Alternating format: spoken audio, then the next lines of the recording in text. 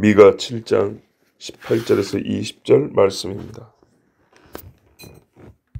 주와 같은 신이 어디 있으리이까? 주께서는 죄악과 그 기업의 남은 자의 허물을 사유하시며 이내를 기뻐하심으로 진노를 오래 품지 아니하시나이다. 다시 우리를 불쌍히 여기셔서 우리의 죄악을 발로 밟으시고 우리의 모든 죄를 깊은 바다에 던지시리이다. 주께서 옛적에 우리 조상들에게 맹세하신 대로 야곱에게 성실을 베푸시며 아브라함에게 인애를 더하시리이다. 아멘. 우리가 성경에서 하나님이 친히 하시는 말씀이 나를 누구와 같다 하겠으며 누구나 무엇을 나에게 비기겠느냐. 하나님은 오직 한 분 유일한 신이시고 우리를 만드시고 구원하시고 또 심판하시는 참신이라고 이사야를 비롯한 여러 성경에서 하나님이 반복하고 말씀합니다. 오늘 미가에도 똑같은 말씀으로 모든 예언의 말씀을 마칩니다. 결국 우리가 신앙생활에 제일 중요한 믿음의 내용을 구사하는 지식이란 하나님이 누구시냐입니다. 그 하나님이 누구신가를 알 때 아는 자에게는 이 한 질문이면 족합니다. 주를 누구와 같다 하겠느냐. 딱 이 한 질문, 사실은 누구와 같다고 할 수 없다 이 서술인데 그걸 질문형으로 바꾸면 그거 하나로 족합니다. 모든 것이 거기 다 담겨 있습니다. 주와 같은 신이 어디 있으리까? 우리가 하나님 앞에 신앙 고백 이 한 줄로 우리가 할 수 있는 모든 말이 다 들어있다고 해도 과언이 아닙니다. 없다입니다. 오직 여호와 하나님 뿐입니다. 이 정도 신앙 고백이 되면 우리가 사람의 입으로서 이렇게 말할 수 있다면 이보다 더 옳은 말, 이보다 더 해야 할 말은 사람의 입에서 찾을 수도 없고 들을 수도 없다 해야겠습니다. 어떻게 주님과 같은 신이 없냐라고 할 때 창조 갖고도 충분히 말할 수 있고요. 미가의 주 메시지는 뭐냐면 이스라엘의 구원에 관한 것이기 때문에 주께서는 죄악과 그 기업의 남은 자의 허물을 사유하시며 인애를 기뻐하심으로 진노를 오래 품지 아니하시나이다. 요 대답, 스스로 묻고 대답하는 여기 안에 미가는 참으로 하나님을 알고 있다. 그리고 이 앞에 주신 모든 하나님의 말씀의 본뜻 그것을 다 알고 있다. 우리가 그렇게 고백할 수 있습니다. 하나님은 자기 기업, 즉 이스라엘의 죄를 아십니다. 그리고 그 죄를 다 용서하기로 정하신 분이십니다. 몰라서 그냥 멍청이처럼 사는 것이 아니고 누구보다 잘 알고 모든 것을 알고 그래서 모든 것을 사하시기로 정하신 분입니다. 왜? 인애, 인자를 기뻐하심으로. 모세가 물었어요. 하나님 보고 싶습니다. 할 때 하나님이 얼굴 보면 죽으니까 뒤를 보라 그랬어요. 보여주고 가면 끝나는데 말씀을 하셨어요. 여호와로라 여호와로라. 지나가면서 하신 말씀이 있었어.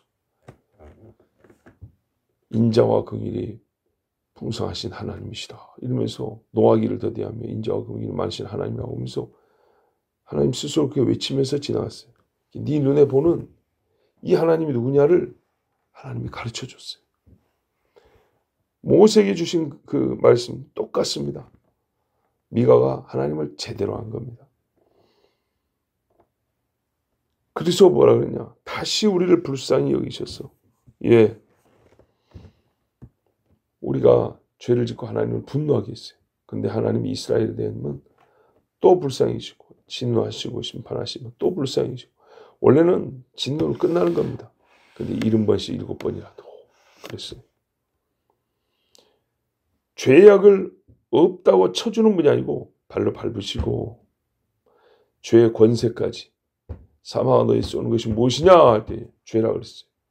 발로 밟으시고 우리의 모든 죄를 깊은 바다에 던지시리다.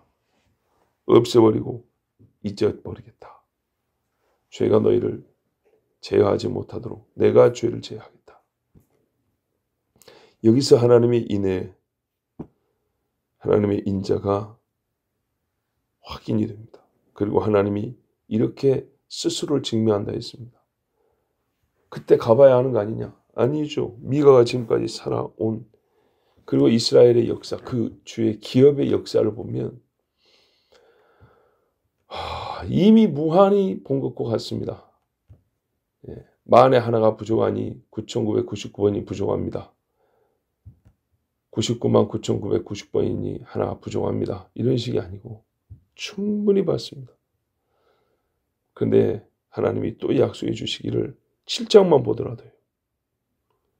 저 이스라엘의 원수, 아니 우리가 뭘 잘못했다고 우리의 원수를 생각하십니까? 우리가 잘못했으면 우리의 원수가 더 의로운 자들이 아닐까요? 그렇게 말할 수 있죠.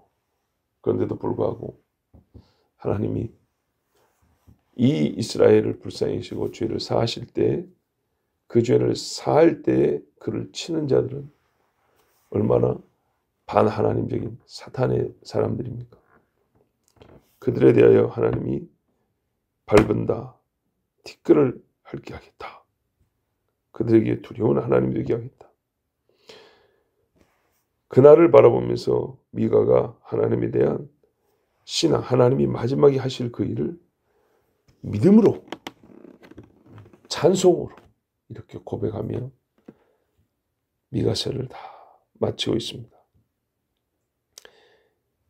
이 믿음을 갖게 된 것은 지금까지 하나님이 이스라엘을 사하신 것, 그 역사뿐만 아니라 처음에 조상들이 하신 약속이 현재 진행형으로 지금 그 성취를 향해 가고 있다는 것에 대한 믿음이기도 합니다.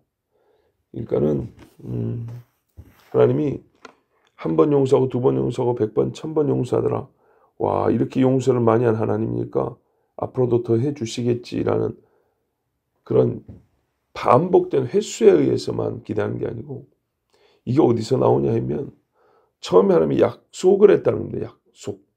그 약속이 근거하여 계속 용서하고 용서하고 용서하고 하니 그 약속대로 마지막 끝을 하나님이 또한 성취하시리라 합니다. 뭐 어떤 약속이냐? 야곱에게, 아브라함에게 하신 약속이라는 겁니다. 야곱에게 성실을 베푸시며, 신실과 성실은 비슷한 말이지만 신실은 그 마지막 종국에 대한 확신이라면 성실은 그 과정 하나하나에도 하나님의 구체적인 의가 드러나고 그 마지막에 종국에 행하시는 일에 동일한 성질의 행위가 계속되어가 그 일을 이루실 거라. 그러니까는 여기 너 다 청소해라. 너는 신실하니 하면 어떻게 해요? 결국에는 다 해놓을 것이다. 성실하니 하면 그 과정에서도 부정이 없이 단절 없이 말 그대로 열심히 진실한 마음으로 꾸준하게 그 끝에 이를 것이다. 성실이 포함됩니다. 성실은 처음과 끝 사이에 모든 시간이 처음과 끝과 동일하다는 믿음이 같이 들어가 있습니다. 꾸준할 때 우리가 성실한 말을 붙인단 말이죠.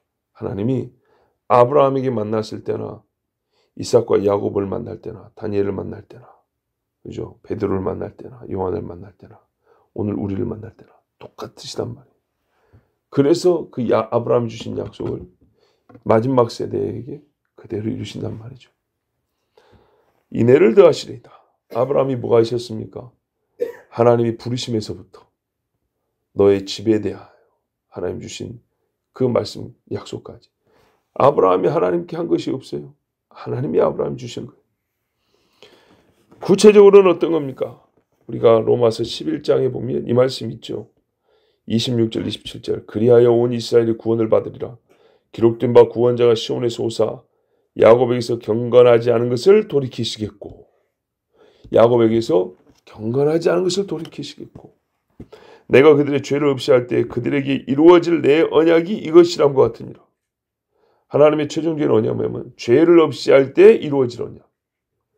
죄를 없이 할 때 경건하지 않은 것을 제거하시고 이스라엘의 남은 자를 구원하여 그리하여 온 이스라엘이 구원 얻으리라. 이게 로마서 11장 말씀입니다. 내 언약 하고 이렇게 말씀했어요. 바로 그 이야기입니다.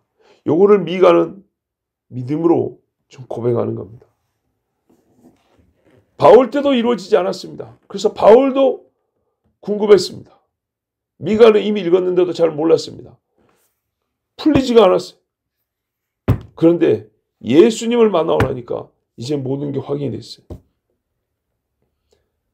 그리고 이방인의 사도로 사역하고 있는 자기의 삶, 이 모든 걸 종합하여 해석할 때 아하, 이방인의 충만한 수와 차이까지 이스라엘의 덜은 우둔하게 된 것이라. 아하,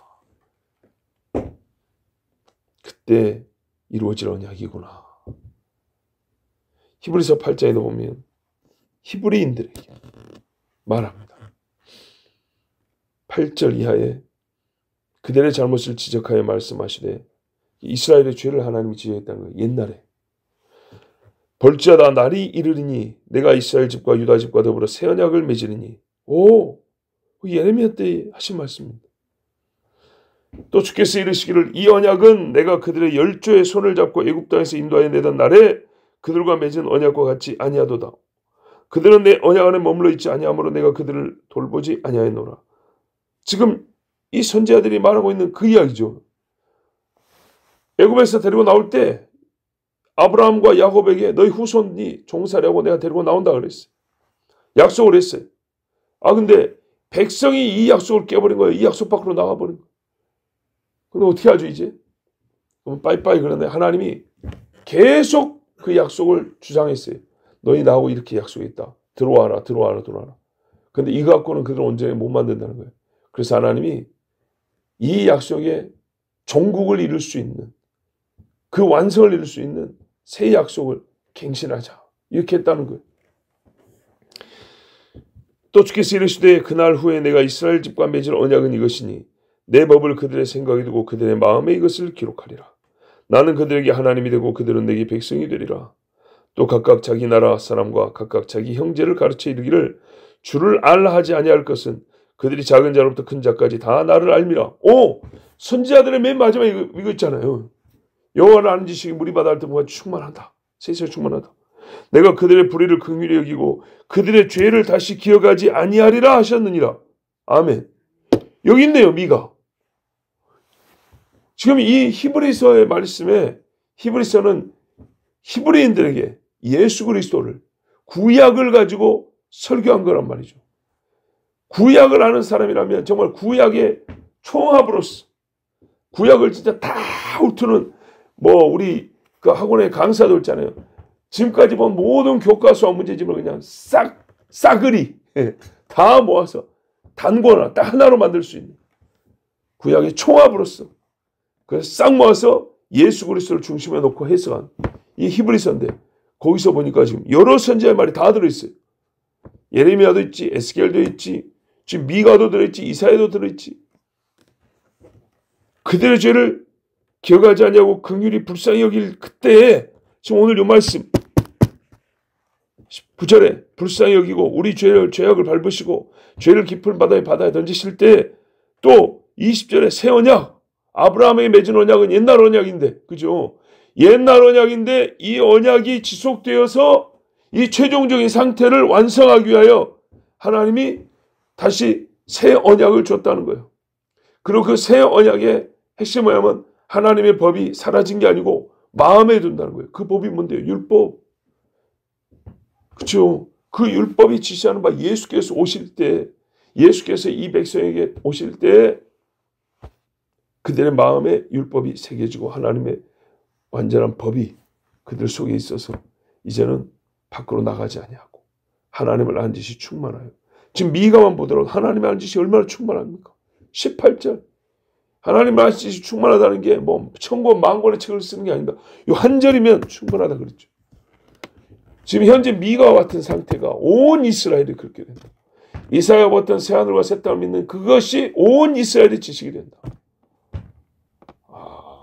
바벨론의 멸망을 내다본 예레미야의 그 소망이 남은 모든 이스라엘의 소망이다.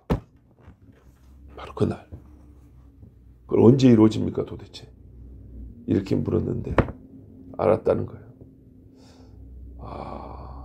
제가 설교한 말씀 중에 설교 제목이 새 언약의 시작점이 언제냐.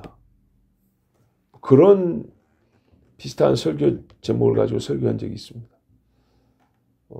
한번 오늘 말씀과 상관하여 다시 한번 들어볼 필요가 있다고 봅니다. 왜냐하면 이 모든 언약이 이루어질 때 지금 미가가 믿음으로 선포하고 시인한 이 말씀이 본격적으로 우리에게 시작될 그날, 그때가 언제였는가? 자, 언제였을까요? 여러분, 오늘이 이스라엘 절기로 하나님이 주신 달력으로는 6월절입니다. 오늘이 6월절입니다. 그러면 성경대로 하면 부활절은 언제일까요? 성경대로 하면 모레 정도 됩니다. 내일이나 모레 정도. 우리는 12시에 바뀌지만 이스라엘은 6시에 바뀌어서 저녁 6시. 하여튼 성경대로 하면 내일이나 모레가 부활주일입니다. 오늘이 6월절입니다. 그러면 어제나 오늘 예수님이 돌아가신 겁니다. 예, 성경의 달력으로는. 6월절은 보름입니다. 보름. 1월 14일. 그리고 무교절 첫날 15일. 이렇게 하니까 보름이에요. 주님 돌아가신 날이 보름이에요. 보름. 이제 달을 한번 보십시오. 보름달인가 초승달인가 금음달인가. 딱 보름달일 겁니다. 이때 주님이 돌아가시고 또 부활하셨어요.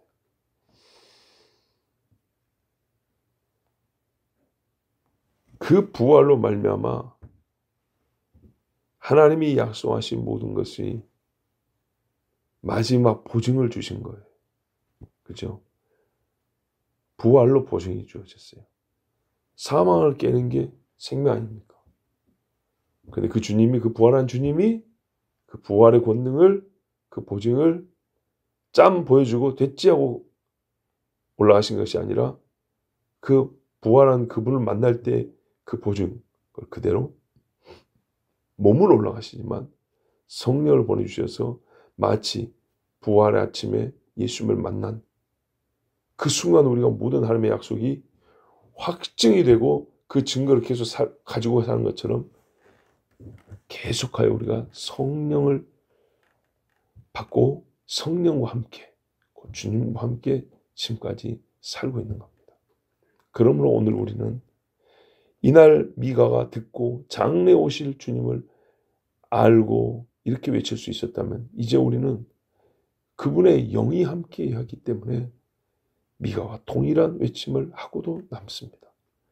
우리의 믿음은 바로 이 믿음이고 이보다 못한 믿음이 아니라 꼭 이와 같아야 되고 그래서 미가와 동일하게 우리도 하나님 앞에 시인하고 고백해야 합니다. 여러분 이로써 하나님의 말씀은 완전하지만 불완전하고 신이 부족한 이 종을 통하여 주시는 설교로서의 미가는 마쳤습니다. 미가 누가 그와 같은가? 누가 하나님과 같은가? 주와 같은 신이 어디 있으리까? 대답을 얻으셨으면 제가 부족하지만 전해야 될 바를 전했고 여러분은 잘 들으신 겁니다. 마지막 때에 짐승이 하는 말이 누가 이 짐승과 같은가? 누가 이 짐승과 맞서겠는가 했습니다. 건방지게 하나님을 흉내낸 사탄입니다. 그때 여러분 우리는 대답해야 됩니다. 하하 짐승아 누가 여호와와 같겠느냐? 너는 그의 아들의 발등상밖에 되지 못한다. 성경이 이르기를 원수는 주의 발밑에 발판이 될 뿐이다 하셨느니라. 나는 말하노니 누가 주와 같겠느냐. 우리 이렇게 외치는 믿음의 사람이 다 되십시다. 기도하겠습니다. 아버지 감사합니다. 크게 벌리지도 못한 입술로 온전한 지식도 없는, 그리고 정말 말씀에 대한 큰 소망도 하나님 앞에 부끄러울 정도로 작은 그 소망이 이르지 못한 이 종이 그래도 하나님 말씀을 전하게 해주시고 또한 주의 백성이 다 듣게 해주셔서 감사합니다. 오늘 우리는 하나님이 우리에게 주시고자 하는 말씀의 핵심이자 결론을 보고 들었습니다. 누가 주와 같은가? 누가 여호와와 같으리요? 없습니다. 오직 여호와 하나님만 참 신이시고 유일한 주이시며 우리의 유일한 구원자이십니다. 하나님만 약속하시고 이루시는 신실한 신이십니다. 주의 백성은 그래서 복이 있습니다. 이스라엘은 복이 있고 예수 그리스도를 믿는 우리가 복이 있습니다. 주의 마지막 때 적그리스도와 누가 이 짐승과 같은가 하고 오만 방자하게 말할 때 웃으며 말하기를 너는 주의 발판에 불과하고 저 무정행의 불못에 던져질 사탄이라. 오직 참으시는 여호와 하나님 한 분뿐이시다. 나는 너에게 말하노라 누가 주와 같으냐. 아버지 담대히 외칠 수 있는 하나님의 백성들이 되게 하옵소서. 우리 입술에서 항상 이 고백이 희미해지는 일도 없도록 또렷하고 분명하고 담대히 선포하는, 마지막까지 선포하는 하나님의 거룩한 백성 다 되게 하여 주시옵소서. 예수 그리스도의 이름으로 기도하옵나이다. 아멘.